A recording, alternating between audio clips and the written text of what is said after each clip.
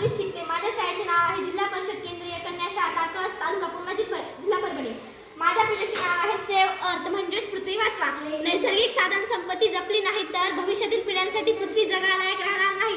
म्हणून पृथ्वी वाचवा, भविष्य वाचवा हा संदेश पसरणे गरजेचे आहे. त्यासाठी जास्तीत जास्त झाडे लावावे लागतील. गरजेपुरतेच वीज आणि पाणी वापरावे. सौर ऊर्जा आणि पवन ऊर्जेचा जास्तीत जास्त वापर करावा.